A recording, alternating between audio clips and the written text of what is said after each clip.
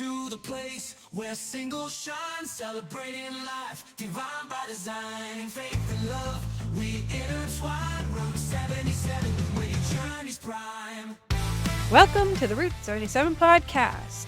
Today we're continuing our conversation on being unequally yoked, but with a twist. Last time we talked about what scripture says about not being unequally yoked, especially in dating. This week we're asking the harder question: what if you already are? Maybe you're dating someone who isn't a believer, maybe you're engaged, living together, or even married to someone who doesn't share your faith. We'll talk about what the Bible says, the real-life messiness of these situations, and how to approach them with wisdom, love, and grace. So grab a coffee or tea and join us as we wrestle through one of the tougher conversations in Christian relationships.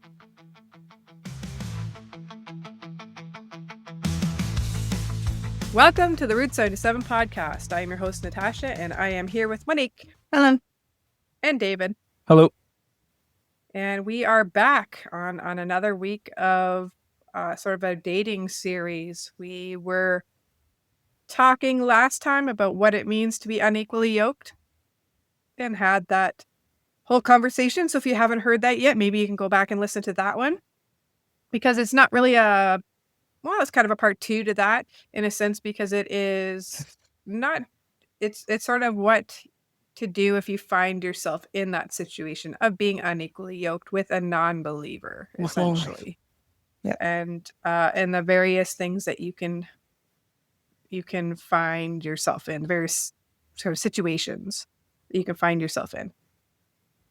And so just as a recap, what it talks about in the Bible, it says that you are to not be you should not be unequally yoked, because what does darkness have to do with light? And essentially, and basically, while it's not just regarding marriage, it often and correctly gets used regarding marriage. Right. And because I think it's definitely something that you should be thinking about.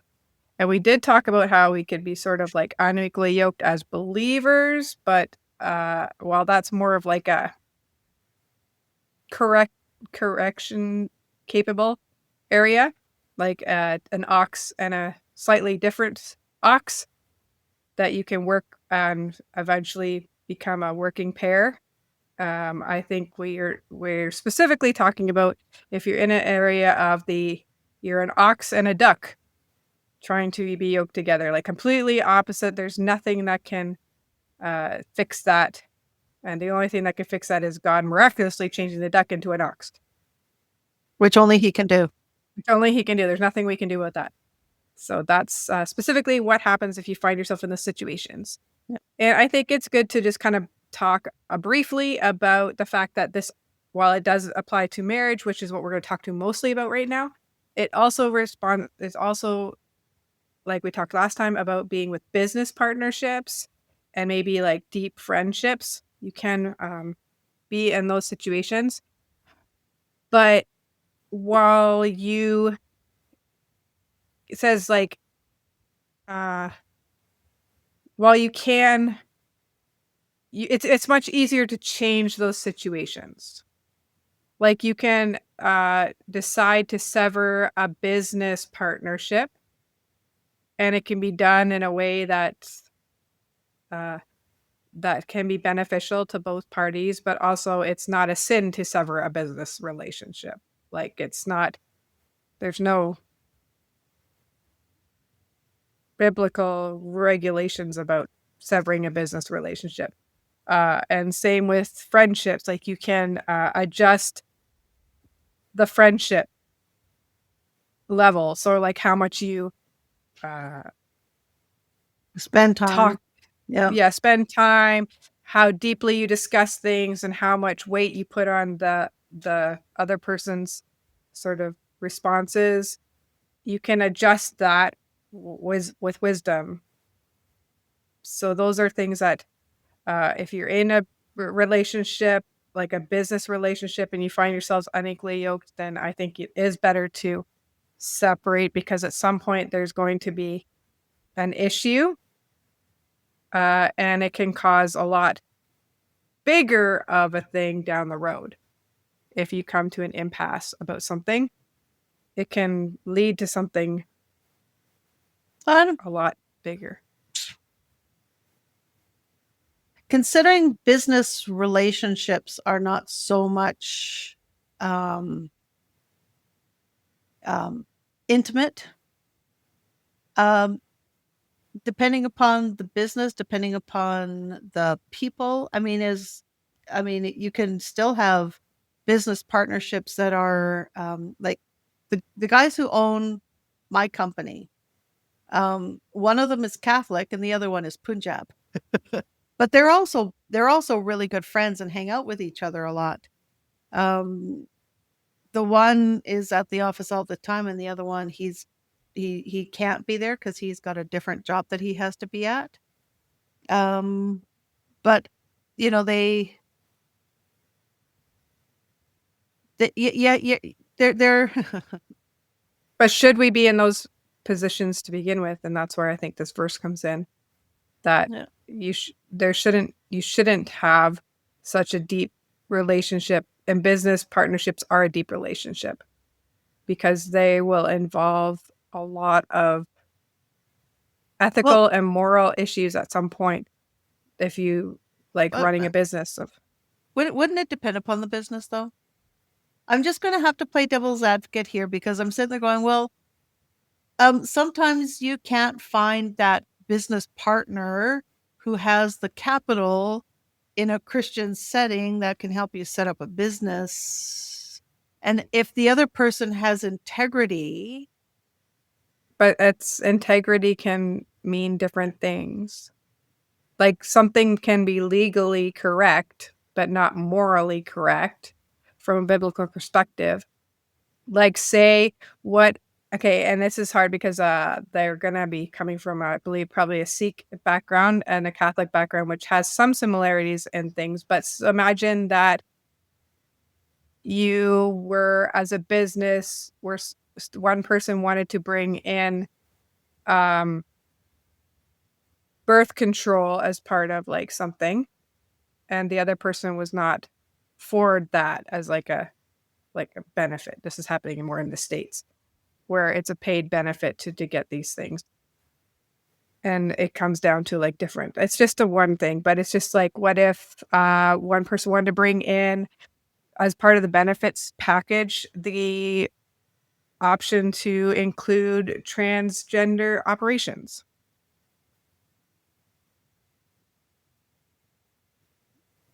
And in our situation, the thing that you would have is like competing idols.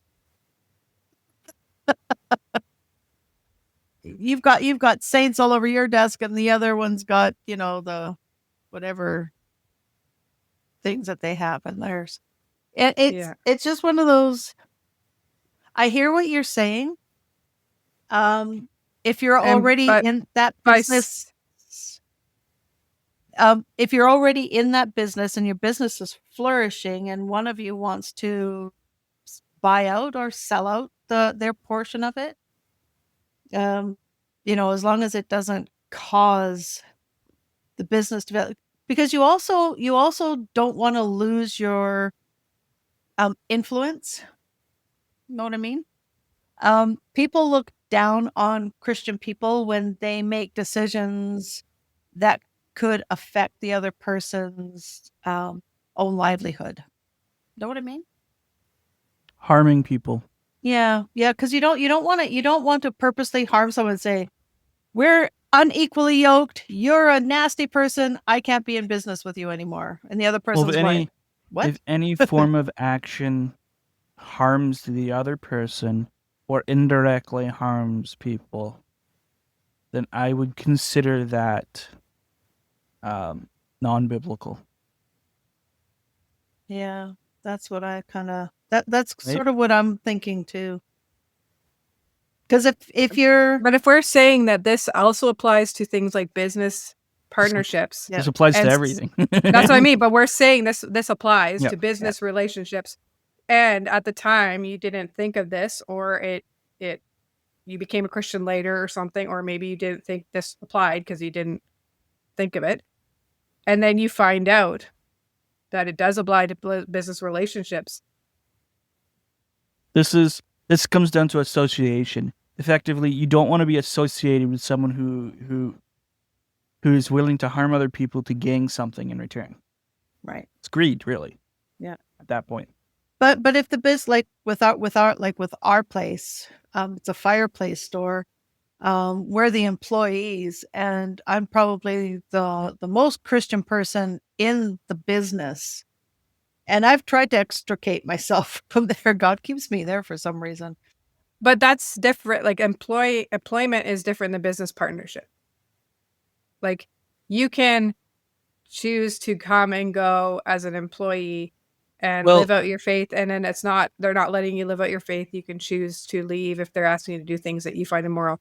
And it's just the way things are. But when you go into a business partnership with somebody, you're like going on a different level. You're creating agreements, you're creating contracts, you're creating like sort of this bond with the person at a level that is like higher than just like employee.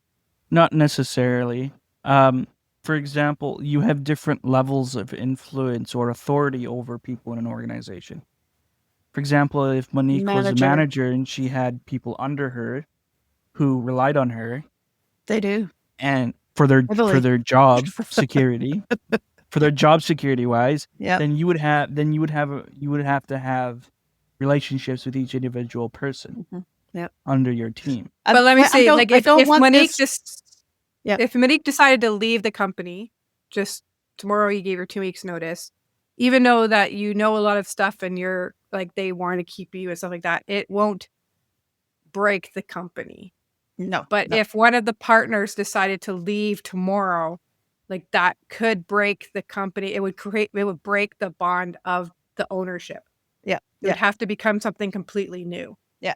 So, and that's why I'm saying that if you haven't gotten into a partnership, do definitely think about it twice before you go into it with somebody that may not. But if you're already in the partnership, the business is already going, and both of you are integral to the formation. You know, it's not something like I don't want this to become like a legalistic thing, because this topic is very, because I've been through it.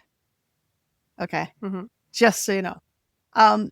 And I've had somebody come at me in that same sort of way that was very harmful. And I don't want us to be doing that the same thing, whether it's a friendship, a business, or a marriage. So I want to handle this gently. So I don't want to say to the Christian person, you're in the wrong and you have to get out, because, you know, they might be doing dirty deals that you don't know anything about. But they still have their influence over that person as a Christian believer. They can still change.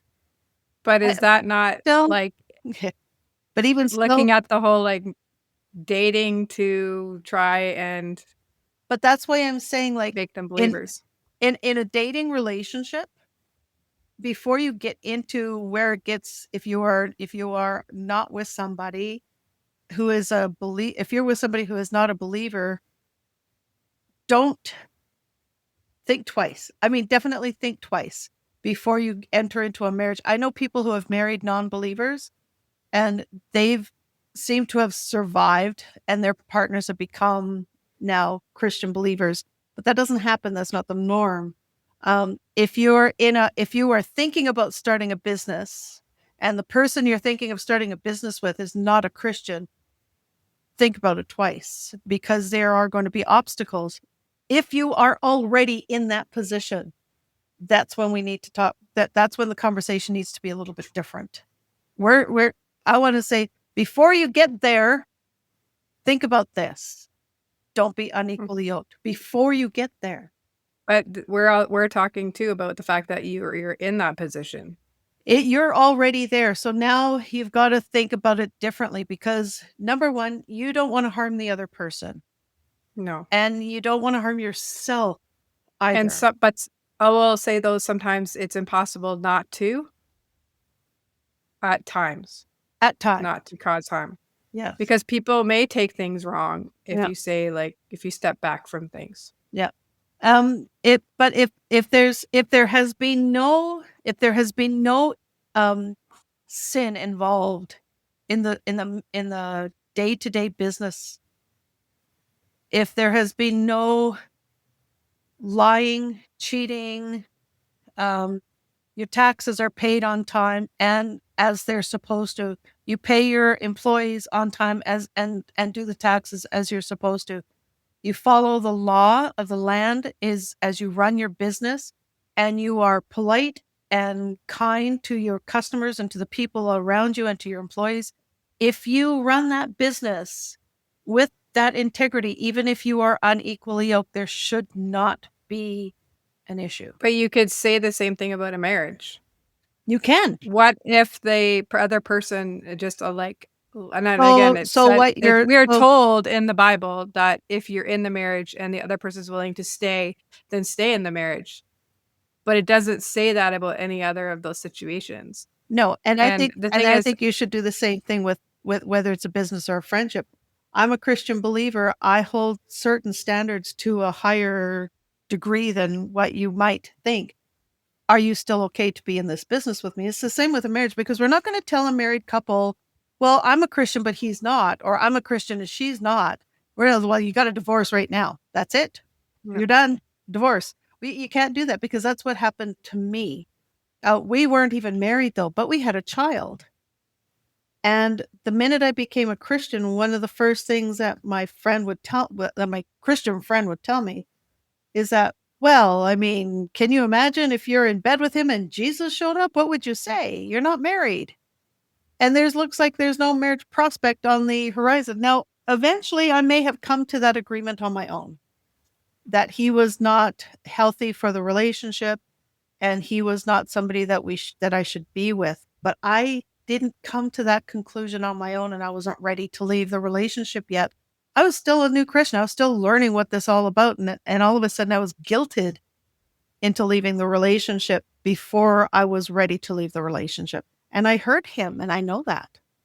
So that's why I say, let's be a little bit more, not so, this is how it's got to be, and I can't. No, wait, hang on a second, back up. We've already, last podcast, we talked about, before you get into this situation, think twice. But now we've crossed the line. Now we're in that situation. We are in that business. We are in that friendship. We're in that marriage. How can we still be Christ-like? Well, I think there's different scenarios, and I think that's why I wanted to like break them down. Yeah. So the first one is that so let's go to real romantic relationships now. We'll kind of shift over to the romantic relationships. So the person's not dating yet, but they're considering a non-believer. Okay, so this person, they have found out they're definitely not a Christian, not a believer, and they are thinking about it. So like, how would you, it should be very basic what we just talked about. If they're not a believer, then you should not be considering them to be dating. Right. So that's the thing. You're at this point, you're the believer, they are not. Don't consider the dating. And I was listening to a podcast today, and she made a very interesting, or he actually, I was listening to a few ones. This was a guy who was a counselor, made a very interesting point. He's like, when those people who the old term I heard was like missionary dating, but the newer term that people are saying, flirt to convert, which is a new one for me. But what's interesting, this guy said, is that you're not even worried about their walk. All you're worried about is getting them to the point where you could potentially have a relationship. Yeah. So that's like, you're going about this thing for the completely wrong reasons. You're trying to convert them so you could have a relationship. That's not the right reason to be witnessing to somebody. And that's not like, that's very self-serving. And so if you get to that point where you see that the person's not a believer, then just one person said they're like friend zoned forever at that point. I Yep. like that. It's like, yeah, they should be like, so you should just categorize that in your head. Like, no, this isn't even an option. Yeah. And you And should be witnessing that to them, yes, but in a way that has nothing to do with you and any potential. Like it has nothing, because there is no potential at that point. so, and this person, I mean, you start preaching to somebody who you think you're attracted to, and all of a sudden they're going, go away. Or even like then you start to like, well, it's not so bad. I mean, we'll just like go to church together and all these things, and it's just like, yeah, there's just Yeah. a lot of things. So basically that's the easy one to talk about, basically, because we just talked about last time. If they are not a Christian and you are a Christian, not even a possibility. So No. let's just If- don't even go down that road. If you have a list of what things you need to look for in a potential dating partner, number 1, Christian. That's pretty much what the Bible says. It's like, this is the one thing. It's like interesting because Paul talks about widows, like whether they can remarry, and he's just like, or because he says, well, they're free after to remarry anyone they want, as long as they're Christian. Yeah. Well, okay, That's all he said. so what was your conclusion? For if you're a Christian and they're not, and just about dating, potential date or romantic partner, is basically If they're not a Christian, they're not an option. Is that yes, what you Yep. say? yes. They're Then how does that represent Christ in the church? Yeah, As but Christ, the you- bride, because he's still regardless you can be regardless friends. if we are unbelievers, he's still technically, metaphorically married us. No, he's a bride to the church. Yeah, That- So that- only that- those are the part of the church, church. yeah, but this person is nobody you're married to. This is just somebody you're thinking about dating. You may not have even said hello to him yet, but you know he's not a Christian. Yeah, or you've had a very minor conversation, and Oh, he's cute. Oh, so do you go to church anywhere? Church? Are you kidding me? Like, I don't oh, believe there's a okay. God or blah blah blah or something There's like that. Like you just there's nothing there. There's no emotional ties. There's no nothing there. You're just kind of like, oh well, maybe he's cute. I should find out if he's available. And then you go, he's not a Christian. Off the table. doesn't mean he's off the table from doing friendship or inviting him to church or any of those things, but in your head that should not be an option for of a- dating. for Yep. dating at that point. And don't like couch this thing in your head going, maybe one day, because that's not like as of that moment, it's not an option. And No. if it changes one day, then you can reassess, not keeping it as an option in the back of your head. I mean, you can take them to church, and all of a sudden they become a believer, and So But then you definitely, if they're a brand new Christian, you definitely want to give that person the space to learn about what it means to be a Christian, because the first year is the hardest. you have to be willing to change. It's the whole point of going from a non-believer to a believer, is that you now believed in Christ and you're willing to adapt and change your life according to his word. Yeah, so you'll see fruit. Right? Yeah. You'll Yeah. see fruit. Fruit.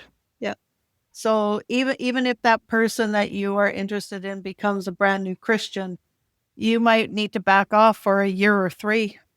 It's not like healthy, I think, to just be like, okay, you're Christian, let's go on a date. Like, wait a second, like let them figure out what this means first. Yep. Yeah, like have them, especially if it's probably better for them to get same sexed friendships to help mentor at that point, as opposed to like trying to, because especially if it's a man that becomes is the brand new Christian and the woman has been a Christian, then there can be a tendency for the woman to try to lead and be the leader of the of her husband's faith, even though like there's a way to come behind and support that's healthy, but that person would definitely need like role models and mentors that are in like kind of more mature, probably male Christians, and if it's a woman, more mature female Christians that can help them grow.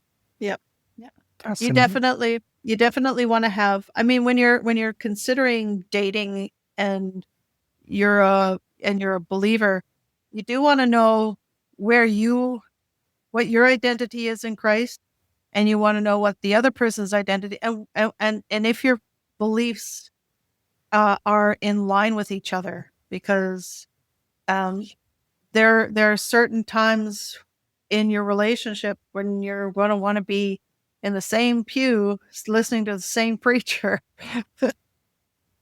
And it's a very sad thing when they call you a church widow when you sit in the pew by yourself, even though you're married. That's a very sad place to be. I've been there. Me too.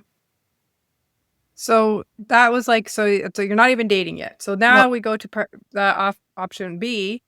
So you're currently dating a non-believer. Now it might have been the fact that you just ignored the first one and you decided to go dating with this person, or you were dating and you became a Christian while you were dating and the other person did not.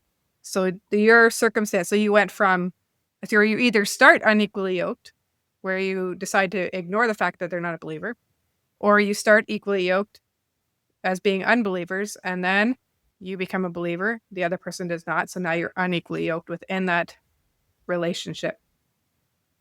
And now you have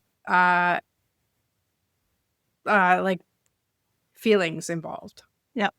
You have memories that you've made. You have like there's emotional ties. Perhaps you've been sleeping together. You don't know. Like you could be dating and living together. There's like a lot of kind of Variables.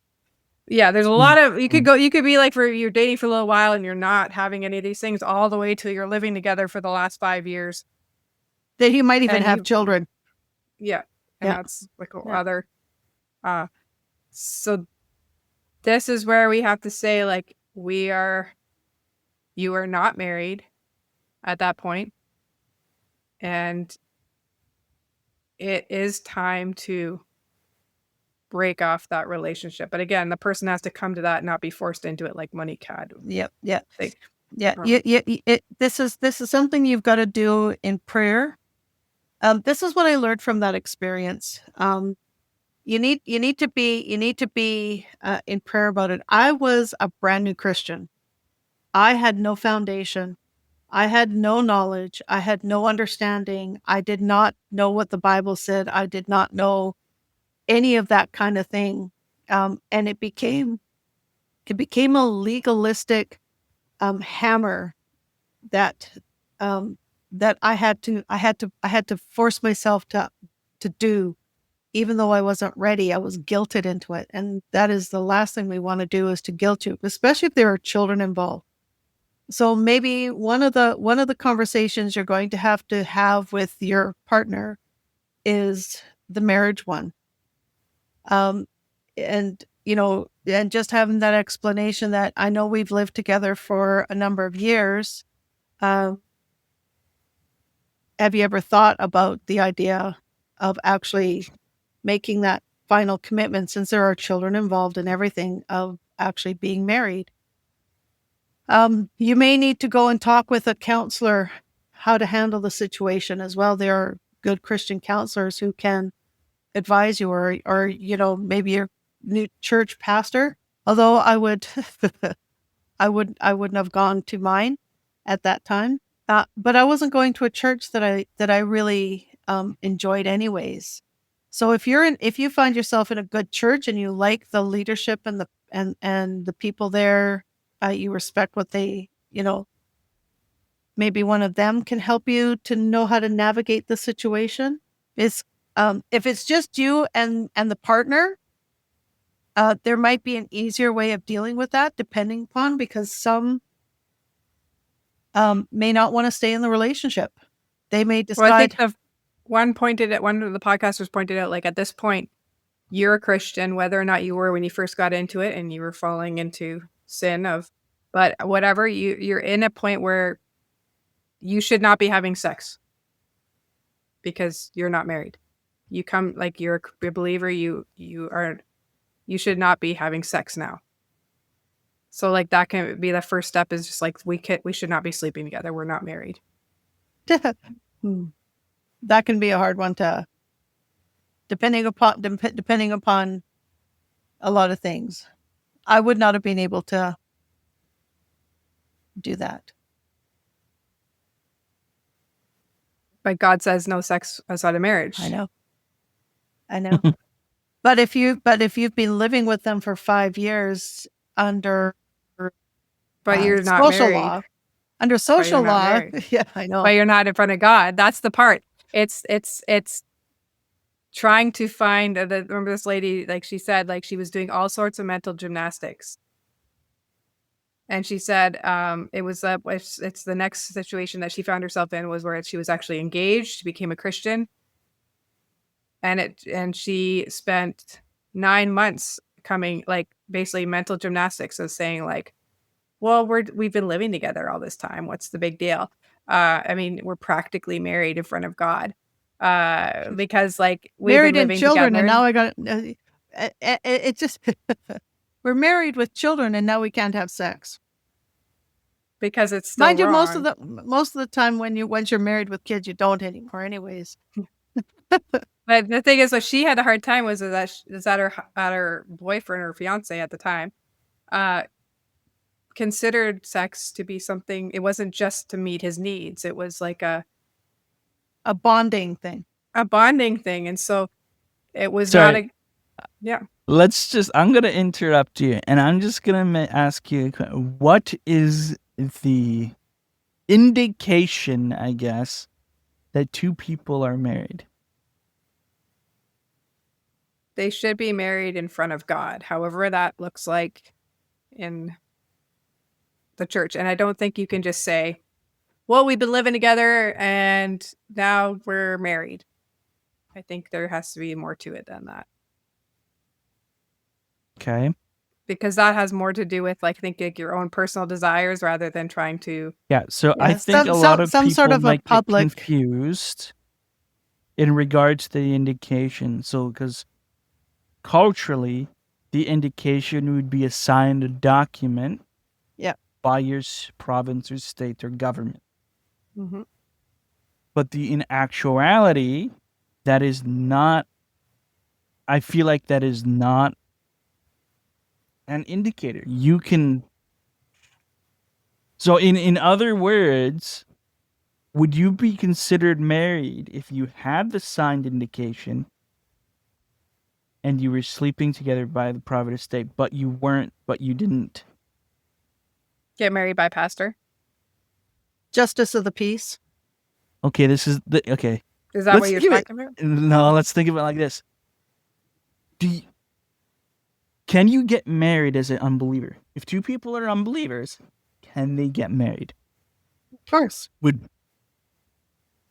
But they're unbelievers. So that wouldn't be in front of God because that wasn't their intention. They'd be married through the legal system. Yeah, through the legal system, right? Yeah. And I think that doesn't matter. That doesn't matter in the eyes of God. That's human made. Christ or God probably doesn't care all that much about human made stuff. Because it's all most likely corrupted by sin. This is a tangled one. Well, I think that like obviously like we have to find a thing, and in our culture that's based off of tradition, that's based off of like a lot of things. So again, we're doing mind gymnastics. Well, we're because trying to find an excuse or some kind of justification where marriage is considered valid outside of unbelief. Or outside of belief, sorry. Outside of belief. Which, now that I think about it, you can't. Like, you have to believe, and you have to present it to God in order for the covenant to be finalized or actualized. And I'll step in here with a biblical verse. Remember the woman at the well? And Jesus asked her to bring her husband to the well, and she said, "Well, I don't have a husband." And he said, "You're right. You have had 5 husbands, and the man you're living with now is not your." So he recognized there that living together is not a marriage covenant. There has to be some sort of ceremony to make it a covenant. And whether that's a covenant through the city officials or through a rabbi or a priest or a pastor, whatever, it has to have some sort of ceremony, and where somebody declares them as husband and wife. Whether that's a justice of the peace, whether that's inside or outside of the church, doesn't matter, as long as there is some sort of an indication. The woman was a Samaritan. She wasn't recognized as a believer of the Jewish faith because she was Samaritan. But Jesus even still said to her that you are living with this man. He is not your husband. And he told her that this is what, so she's like, I met a man who knew everything about me. So, so God recognizes whether there is being some sort of ceremonial commitment to join them as husband and wife. So this is a thing that, whether it's by a JP in a church or not, you just need to have that commitment. And I think too, there's always been a societal way. Like if you look at many societies and there's always a way that that people are married, that there actually is marriage within all of these societies. Yeah. It's not just like, oh, they're just living together and then they're just living together. Like there's actually ways of like basically that you have this sort of this thing. I'm going to present something to you, and I want you guys. Okay. So Matthew 22:30 says, "For in the resurrection they neither marry nor are given in marriage, but are like angels in heaven." Yeah. This indicates that God created, or not established marriage. Yeah, okay, that's a better word. God established this as a covenant between two people for your time on earth. Right. So this is an earthly covenant. Yes. So then why does it matter if it's not persisted into eternity? Because God said it matters. I'm getting there. So the idea is that it's supposed to represent the covenant that God makes with his people and with everyone. Right. Okay? So if someone does not believe in God, they cannot fully have that. They cannot fully represent the covenant that God represents because they don't believe in the covenant. Yep. Effectively. But Right? if you're one side of the relationship that is now a Christian, you've got to bring that covenant into the relationship. If you've been with them, if you're living with them, you have children with them, you need to bring that relationship into the covenant in order to have. Now we're getting into really, really tricky areas. It is because that sanctifies the family, and that's what Paul says in one of his letters. And I can't remember where it is, where he says, "Do not, don't leave the unbeliever if they want to remain married with you, because how do you know that you will not sanctify them through your relationship, through your marriage?" So we're not saying, if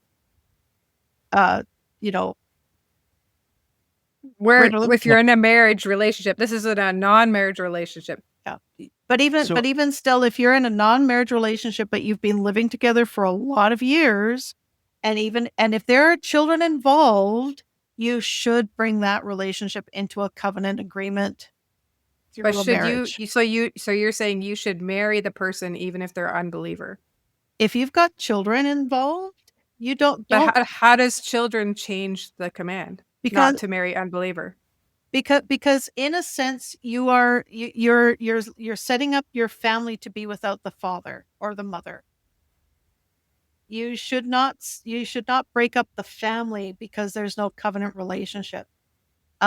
You don't know if that person is willing to marry you, then I think that should be part of the conversation, even if they're not a believer, because you have been with them for a very long time.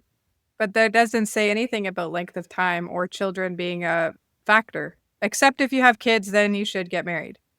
It says don't be unequally yoked. And then, because what it happens is it creates a bigger division within the family that the children get affected by. So you're getting into a scenario, and I thought about this a little bit.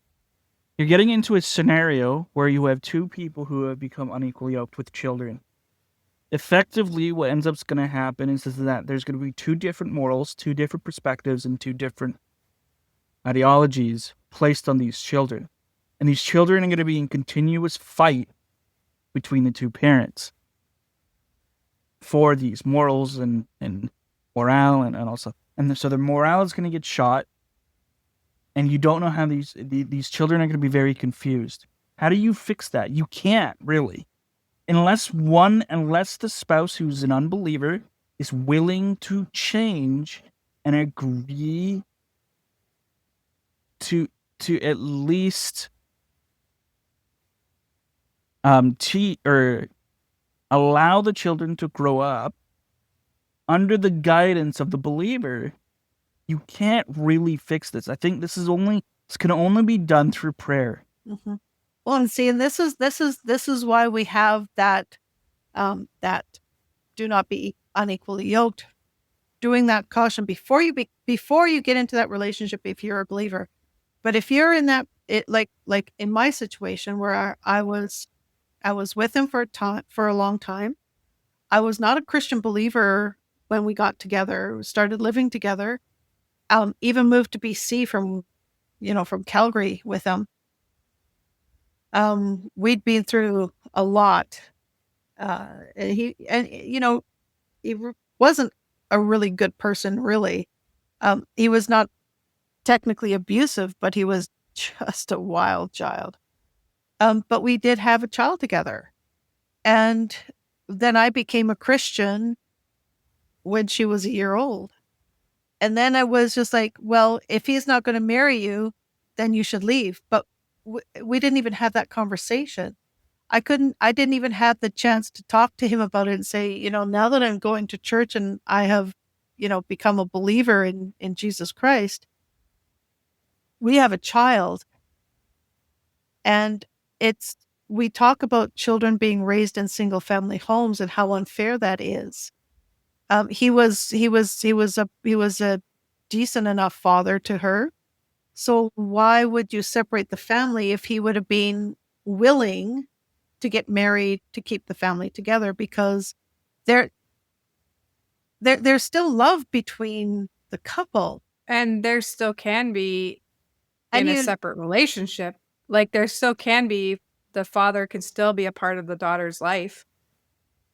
I think if you separate as parents. The first thing he did was find another girl and get her pregnant.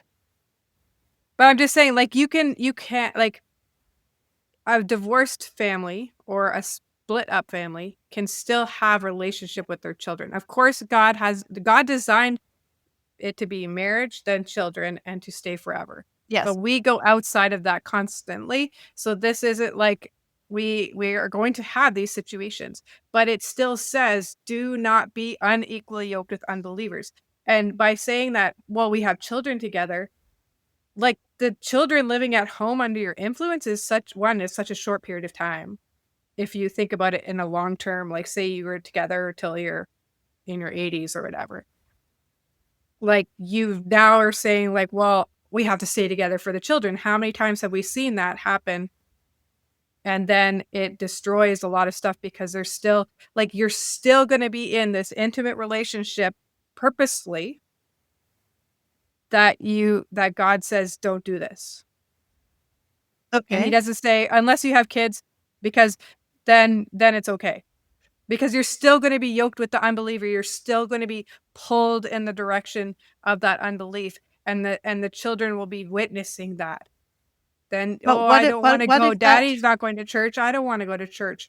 Oh, okay, just let them stay home. And then it becomes like a whole division inside the home.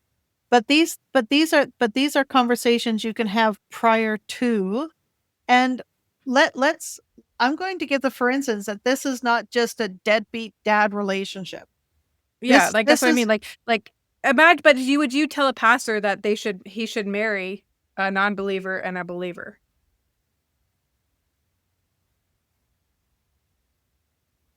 I think you have to go in the situation. Sorry?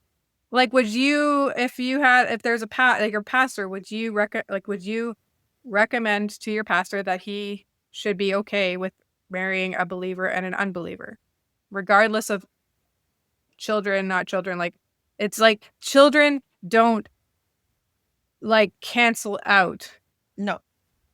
Um, this This the, whole the this whole thing seems like you're trying to fix something. see, You're trying to. I don't even know how to word it, but like you're but the trying to situation, fix something that influences the kids somehow or the children somehow, and you can't. But I think the thing is we put two.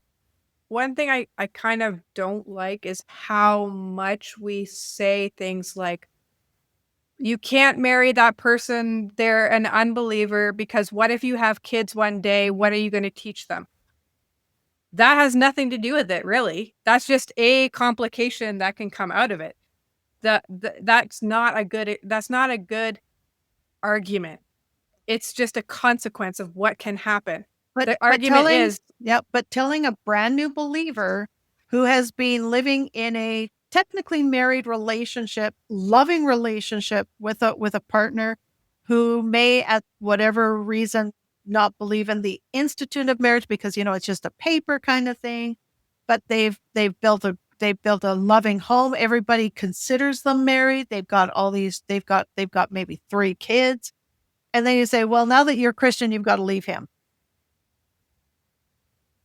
That is almost spiritual abuse in that respect. You can't do that.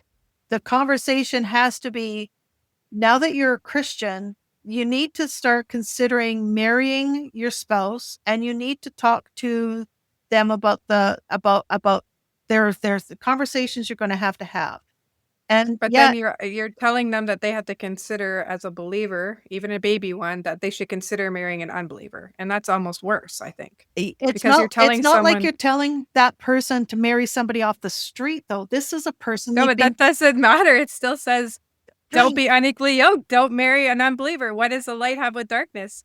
And it doesn't matter. They could be like the best person on the planet, but it's still unequally yoked. But they've already been with that person for 10 years. We're going to. I know, but I know you're saying. I know you're saying that, but don't be unequally yoked. It doesn't say unless you've been living together for 10 years. But he does. But Paul also says, if you are a believer and you are with somebody who is not a believer, don't leave them. If you're married, don't divorce. But you still gotta. But this is only within the covenant of marriage. Like Natasha's pointing that out. Yes, I know, it's but not easy. It's one of those kind of things where you're just gonna you're giving a bad impression. Is what you're doing to say it's the wife who's become a Christian, and right now, okay, let me just point out, you're pointing out that they're already married. No, with I'm this not. Example. Okay, so they're not a wife. They're not significant other, or common law. They're common law according to the law of the land. If you've been living together for a year, so we've got this with friends of ours, and I know we would like to because she's gone to church and she does believe, but now she says she doesn't. So she's living with her, and it's just like, well, you really shouldn't, but we're not saying anything about it. You can't justify that with a man-made law. But but according to Canadian law, if you've been living together for a year, it doesn't say they're considered common law. They're not considered married, right? But you can't take any of this at all on a man-made law. No, but I'm trying to explain the situation in such a way because they're. And I was just pointing out because you said wife, so I just wanted people to understand. So, Monique, I think I understand your situation. Already married is one thing. Not married is another thing. You have 2 people who are in a relationship, say, for 10 years. Living together, like a married couple. Okay. Okay, we cannot. Yeah. So we have couples that are. Okay, I'm going to use it like this. Under man-made law, provincial, state, whatever, if 2 people are living together for more than a year, like you said, they're considered married. Yeah, under Canadian law. Common law. Yeah, under Canadian law. Okay. That doesn't matter biblically, because this is a man-made law. No. This law doesn't matter at all. You cannot. No, let me finish, please. You cannot justify anything under that law. But I understand where you're coming from, because you've invested a lot of time. You have emotional attachment to this person. Yep. Okay?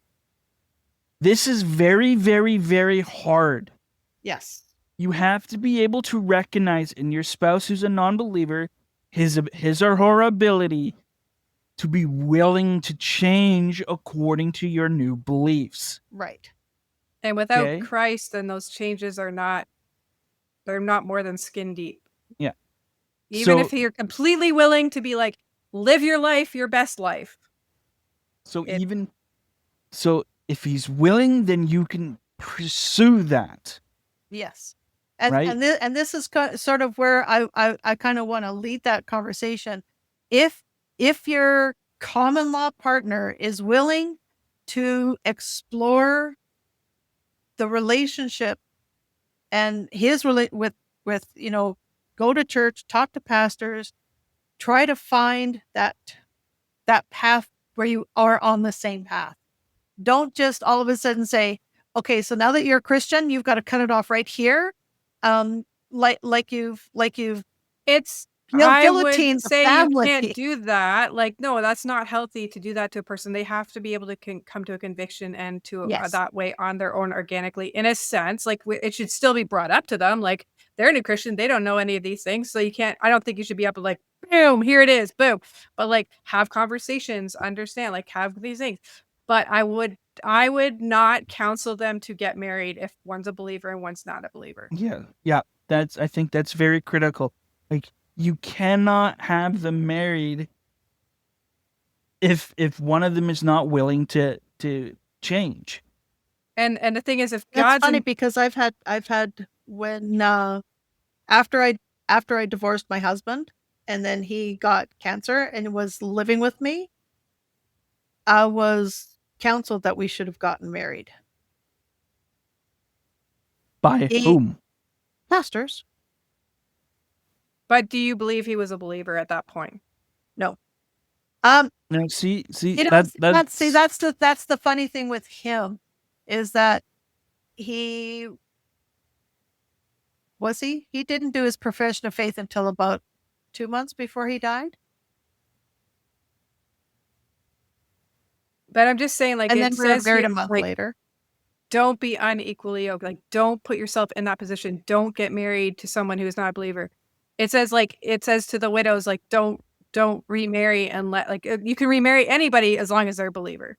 Right. And it's not like, oh, well, you could get around that. Then you could be like, well, I was living in sin for 10 years. Now I can get married because, it's like you trying to find these, like this one lady, what she was talking about, she was mental gymnastics. She was trying to figure out all of the nuances and angles that she could make this relationship be okay because she was already engaged. And she's like, so, and she talks about she'd been with this guy essentially since they were 14. And she has significant amount of like emotional attachment in this relationship. But it got to the point where it was, again, the church wasn't coming to her and being like, you have to leave him, and pulling her out of the situation and forcefully telling him to leave. But through her learning the scripture and coming to terms and most likely having conversations with people who are more mature Christians, she was feeling the conviction of the Spirit. And she was trying to do everything she could she wished that she was already married so that it wasn't an issue, because at that point it says we'll stay married unless the unbeliever walks away, essentially. So it's funny because everything you're saying, it seems like we're placing a responsibility onto the church that the church should not have responsibility over. I think the church has a responsibility to bestow the wisdom and word of God onto those who are struggling to understand it. Yep. But not consecrate, I guess is the right word, anything at all. if two people are believers and they want to get married, the church is to help them, and this is how the church is to help them represent that covenant in a public manner. But even then, marriage isn't a marriage because it was publicly announced. You can in front of God himself, you can get married privately with just two people. Mhm. Right? With a pastor, obviously. But the public nature, I think, is just a little absurd most of the time. One thing I was always taught about, like, the wedding, the people you invite to the wedding is that they are there to witness this and to help you keep accountable to it. Yeah, it's not the like same idea as a baptism, yeah, we've right? sort of created as a celebration thing and that's okay. We can celebrate marriage and that's wonderful and we should do at a wedding and things like that. But actually, what's the purpose of having the people there? It's to witness the fact that you are making these vows, you're having this covenant relationship, and that they are there to help keep you accountable to it and help you in it, like you said, like baptism, where you're saying things like, watching as a congregation. Usually, we're being asked to whoever it is that's being baptized, whether it's infant or faith baptism or however you want to do it, to help in their walk with God. Like, so we're there as witnesses to the baptism. You can get baptized by a pastor in a lake down all by yourself. But the purpose of how you witness is that you have the community coming around you. I think it is what. Because I think the only thing that ever ends up mattering is that you displayed your covenants to God himself. Right? Mhm. And that Yeah. you receive the Spirit of God within the baptism. Same idea with marriage is that you tell the Lord that you are committed and you're taking a covenant that God ordained and you're accepting it Mhm. for the rest of your life.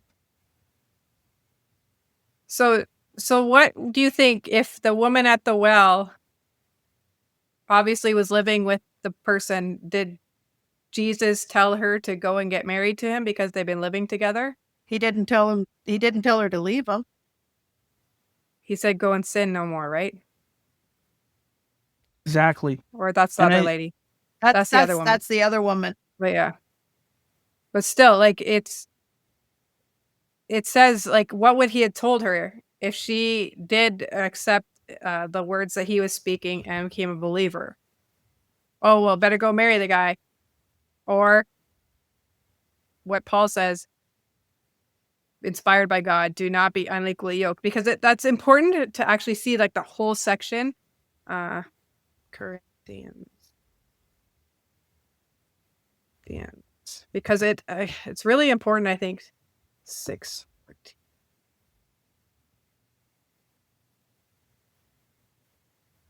So it says, do not be unequally yoked with unbelievers. So we remember that part a lot. For what partnership has righteousness with lawlessness? Or what fellowship has light and with darkness?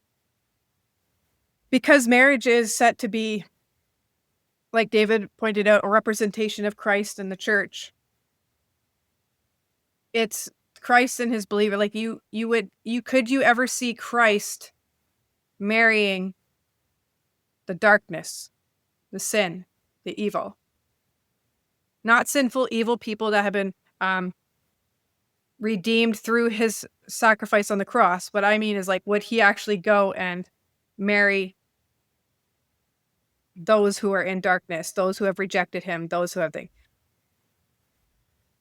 And that's the thing, like, this is a representation, and it's not just like, well, they were people who lived on earth for a ton of time, so they're, just gotta marry them.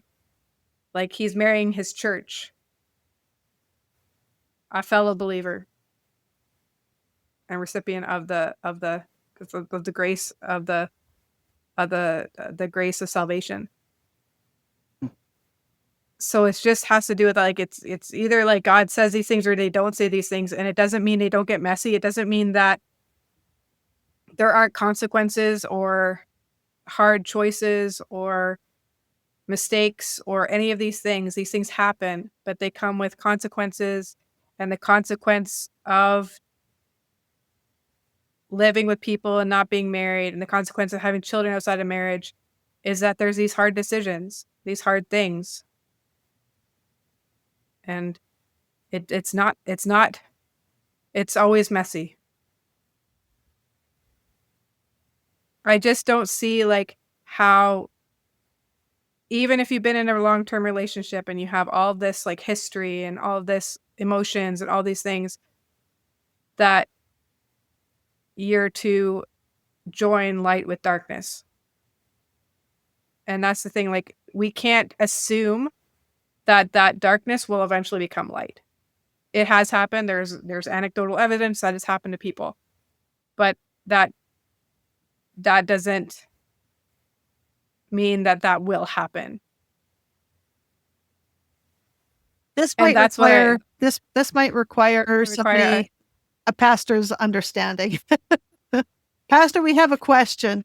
And Yes, and we're fighting about it. maybe we can see if Pastor Justin can come on and have a talk with us. That would be kind of cool, actually. It would have to be a different day of the week. I think he pretty much has Sundays booked off. Yeah. I would totally be down to do that. Yeah. Okay. I think Okay. I think Sunday is his family day. After church, and Yep. same with Monday. And so we'll have to put a pin in this one.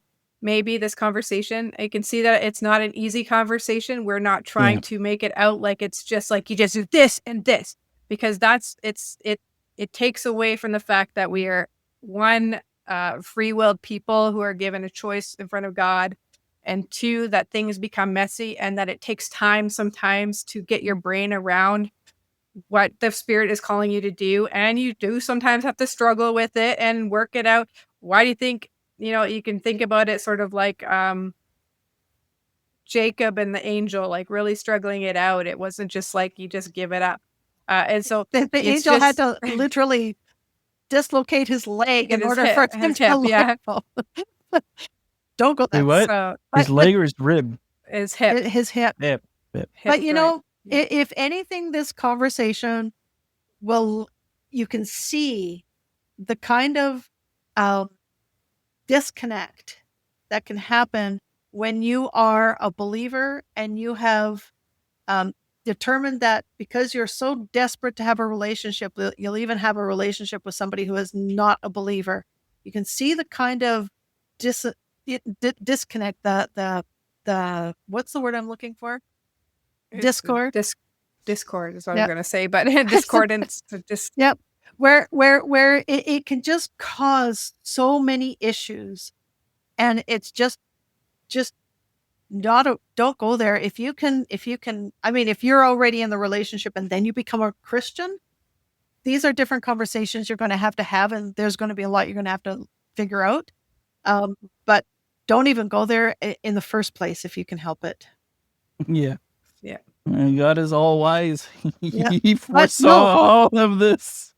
But this is that's a kind of a cool I think idea. this is the first time that Monique and I have been a little bit head buddy. Yeah. Actually, now that I think about it, this is definitely. Well, but and but I at think, the same time, I feel bad because I think I ganged up on you and a little bit too. but it's because of the experience that I went through and the tragedy that happened afterwards, because I was forced to do something I wasn't ready for, and my heart, my mind was not prepared to be a single mom.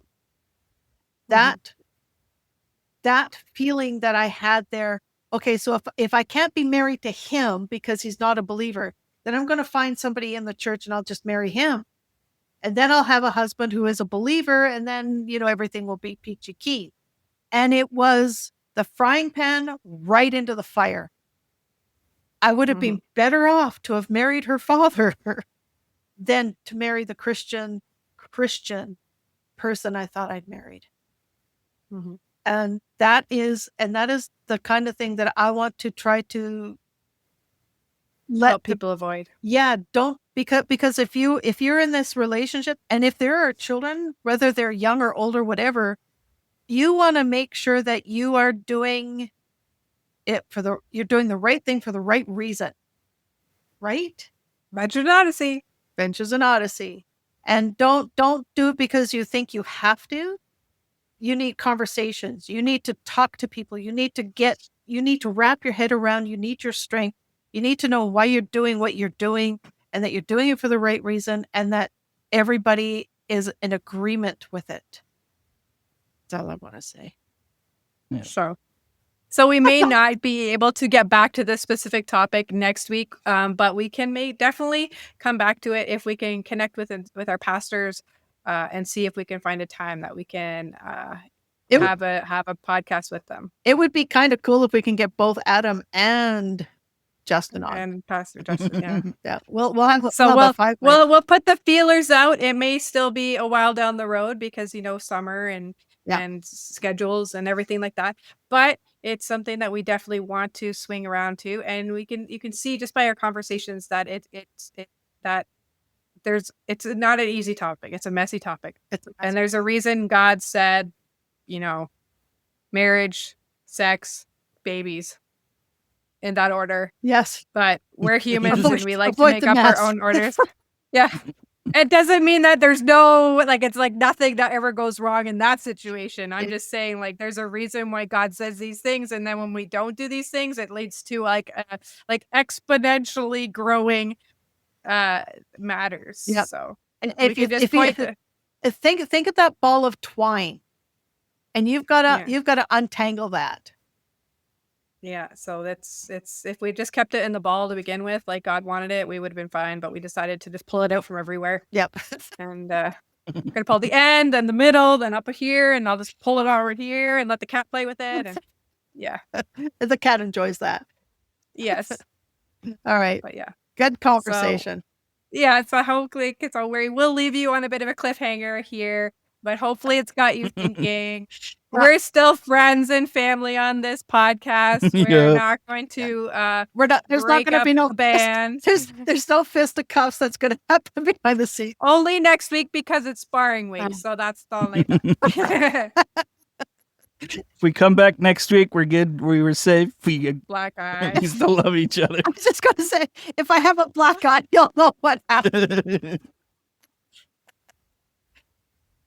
So anyway, from Sparring Stance, we will see you all back here next week. We will continue discussing things related to, I think, dating and marriage, because I think it's an important topic and it seems to be full of lots of things, and it still has to do with those who are living the single life. Yes. Because it still applies, because you might be looking for somebody, you might have decided you're not at the moment, that you do want to remain single, but doesn't mean that these things don't touch you.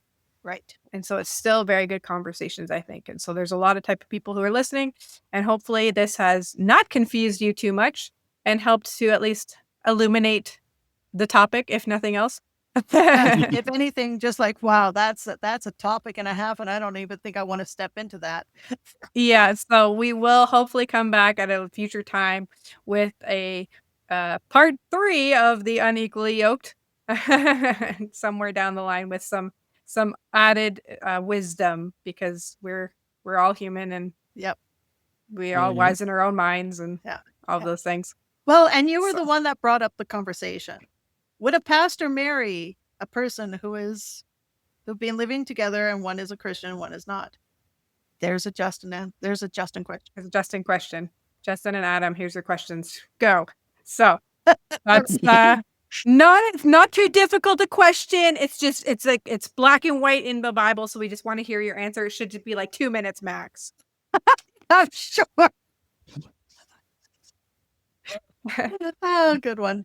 7-part series. Yes, it'll just be Unequally Yoked is the big one, but I think it's good to talk about, because if it takes a long time to talk about it, that's good, I think, because it means that we're actually talking about it, going into the nitty gritty. Sometimes you hear it as a sermon or a one-off thing, which is fine, which is great. but you can't actually get into everything that you want to talk about.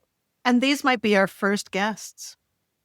Yeah, I'm hoping we can get some guests eventually, so that will be helpful for those who are listening. That would so. be that Awesome. would be really cool. Yeah, so Yeah. so keep listening. You'll never know when we'll get that one on. Like, So- subscribe, may leave a comment. That bell, whatever are these things that these young people do now. That bell. Ding! So yeah. Anyway, we will see you all here next time. Yeah. Bye for now.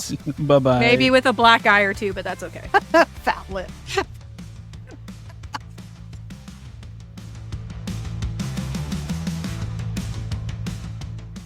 Thanks so much for joining us on the Route 77 podcast today.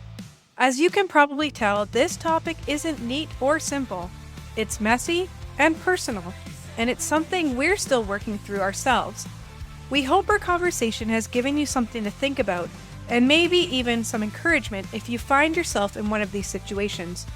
Remember, God's wisdom is clear, but He also knows our hearts and our circumstances, and He invites us to work things out with Him in faith. If you want to hear more, don't forget to subscribe, leave a comment, or share this episode with someone who might need it.